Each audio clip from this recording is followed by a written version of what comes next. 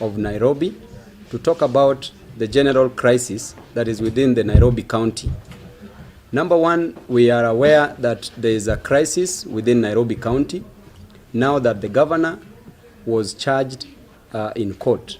And we would like to state clearly that the matter is still pending in court, and the governor of Nairobi still remains the governor of Nairobi, as was instructed by the magistrate in court. And we would like to state that there is no vacuum within Nairobi City County because the governor is still in office. And number two, the people of Nairobi want services. People of Nairobi suffer from lack of water, lack of supply of clean water. Number two, poor roads. Number three, bursaries are supposed to be issued to the constituents, and all this can't be done when there's a crisis within the county government. When the speaker is in a problem with the governor, is in a problem with the county members of the county assembly.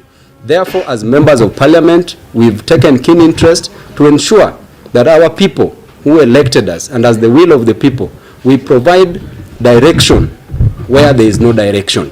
And we'd like to state that at least whoever was elected to their various positions should perform their duties as per the constitution. I would like to condemn the ongoing war and call upon the president of the republic of this nation to take charge and provide direction and ensure that at least services are rendered to the people of Nairobi County. Lastly, on the issue of dissolution of Nairobi County, we as members of parliament, we condemn it. We are against it because the idea is not welcomed to even the constituents who elected us as members of parliament. And I would like to introduce Honorable Simba Arati also to speak, to take it from there.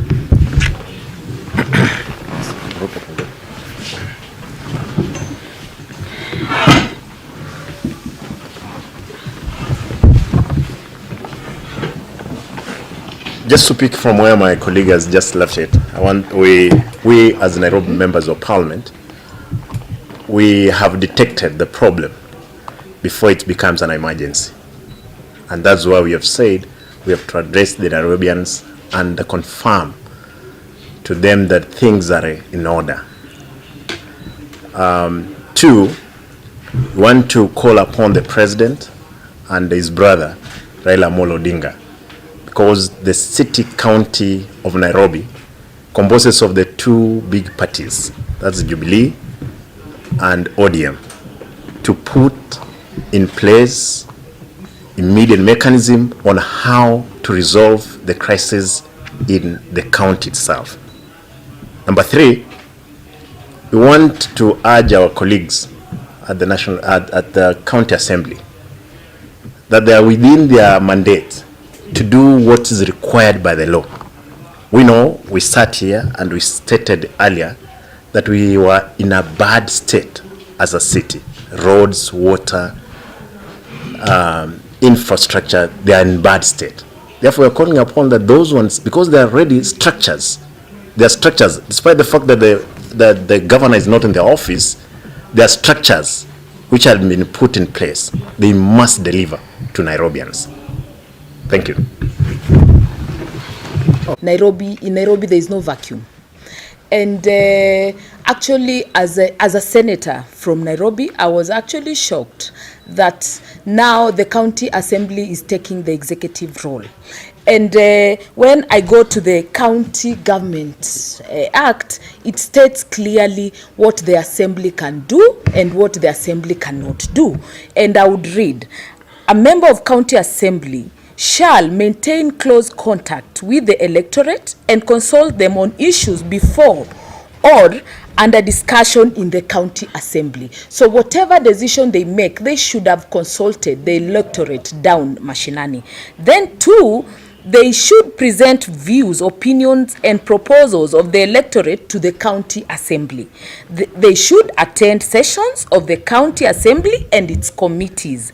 They should provide a linkage between the county assembly and the electorate on public service delivery and extend professional knowledge, experience on specialized knowledge to any issue for discussion in the county assembly. Then it states clearly, this the County Government Act 2012, that a member of county assembly shall not be directly or indirectly be involved in the executive functions of the county government and its administration, or delivery of service as if the member were an officer or employee of the county government.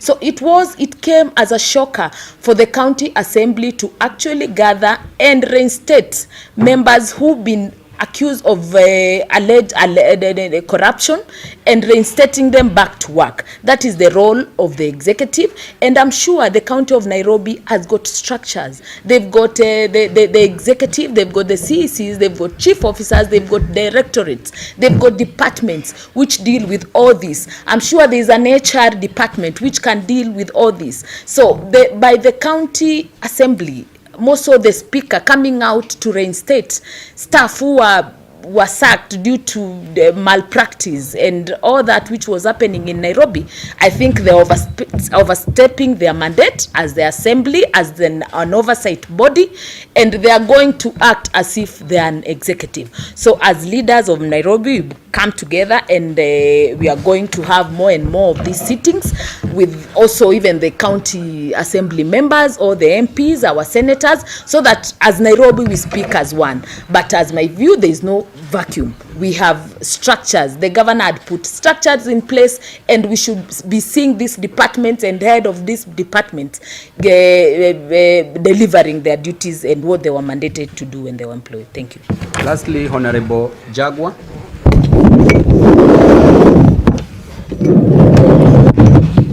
Ambao umechaguliwa katika mji wa Nairobi. Tumekutana leo katika mkutano wetu ambao tumekuwa nao tangu asubuhi, na tukaweza kuwaita hapa kuweza kutoa taarifa yetu kuhusu mambo ambayo yanaendelea katika kaunti ama serikali ya kaunti ya Nairobi, na yale ambayo yametokea na yale ambayo yako na ile confusion ambayo iko kwa sasa.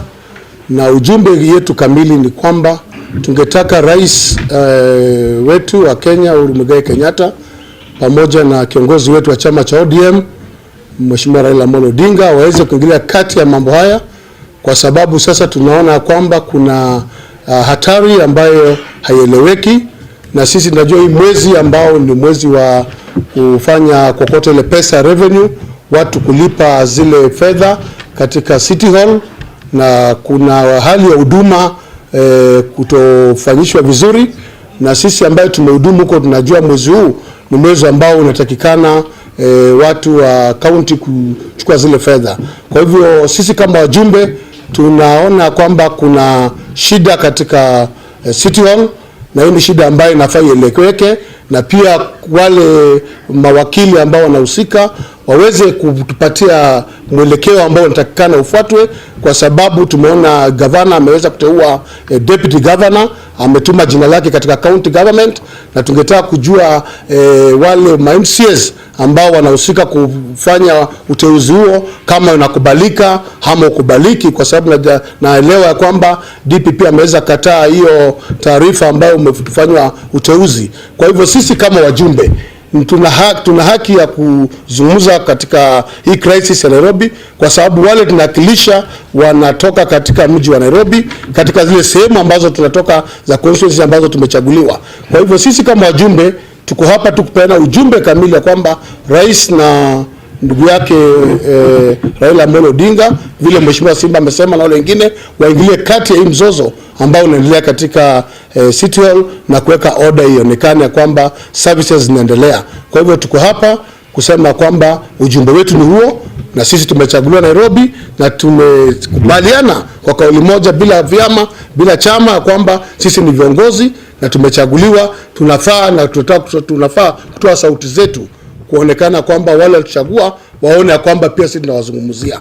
Kwa hivyo hayo ndio kwa sababu tumewaita na kuweka msimamo wetu ambao tumesema siku ya leo, na kutaka kutakia Nairobians mwaka mzuri, na nyinyi pia wanahabari mwaka mzuri.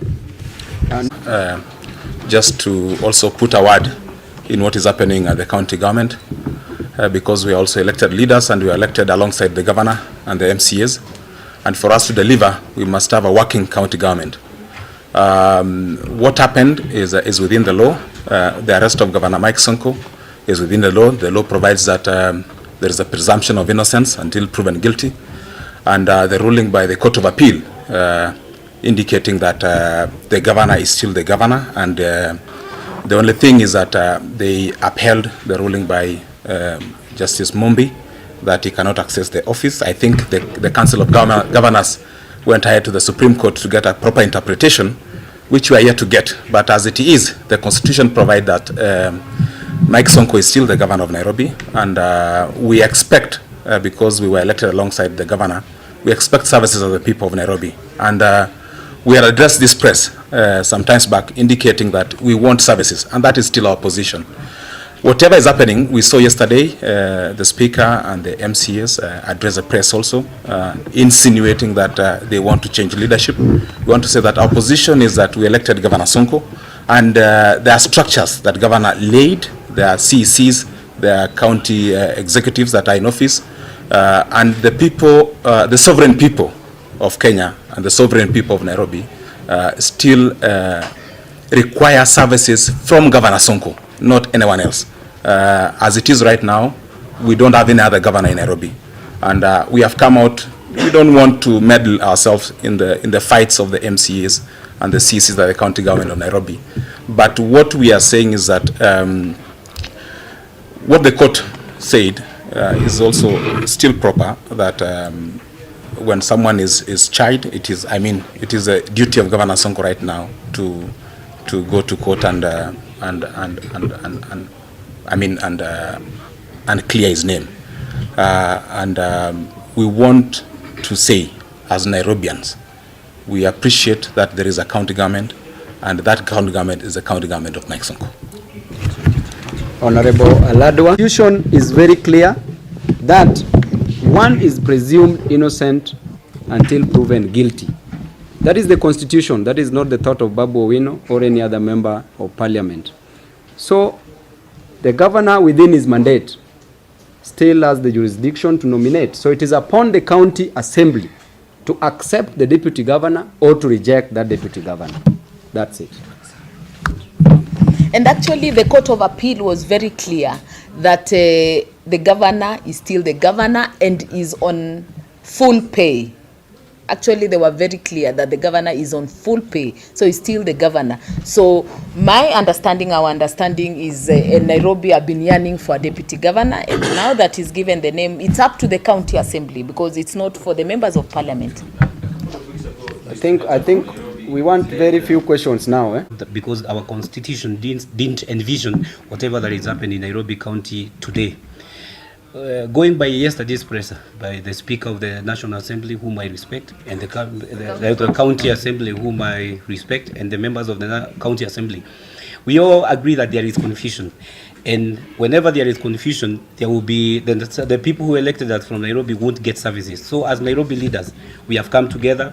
We want to see, we have sat down, agreed that we must give this county direction so that we don't have the people who elected being left out there to suffer. Kwa hivyo mimi sitaki niseme maneno mingi kwa sababu wale tuko nao wameongea na tuko na msimamo mmoja. Any questions? Things as we had pointed out, it has not changed. And that's why we have said that indeed Nairobians, they need that service. Now that the governor whom we were accusing here is not in the office, as by the ruling of the court, fiscally, we are more in limbo than it were. Therefore, we are saying that for the structures which are there, not necessarily that the governor must be able to direct them, they must deliver to Nairobians. The same problems remains. Roads are not there. I wish that you have heard me earlier because I had explained myself on it. Our position.